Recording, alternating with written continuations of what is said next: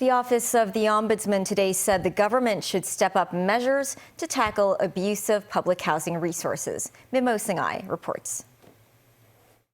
Abuse of public housing is an issue which the government aims to resolve. To do so, authorities have implemented measures such as the Well of Tenants policies and the Report Public Housing Abuse Award.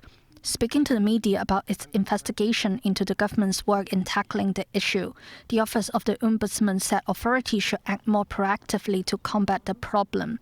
According to the office, the Housing Department's prosecution rate in relation to public housing abuse was 4.2% in 2024, the highest in the past 7 years. The office said some tenancy abuse cases show negligence on the part of estate management office staff. In April 2020, a tenant did not provide information about his wife when he submitted the income and assets declaration. The man later said his wife had left the unit since 2019. An investigation by the housing authority showed the wife owned properties in Hong Kong, but the woman had never declared her income from the properties.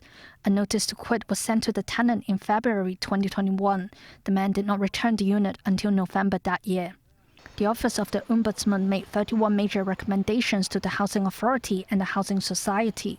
They were asked to remind estate management's office staff to scrutinize the declaration forms submitted by tenants, to establish channels with mainland and Macau authorities for information about tenants' property ownership, as well as a heavier punishment for tenants in non-law breaching abuse cases.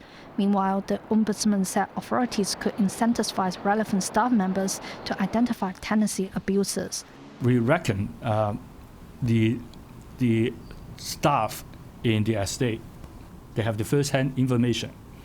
They should be the best persons to identify units that have been laid vacant for a long time, or non-tenants coming in or out. But the content or the details of such scheme, I leave it to the Housing Authority and Housing Society to consider.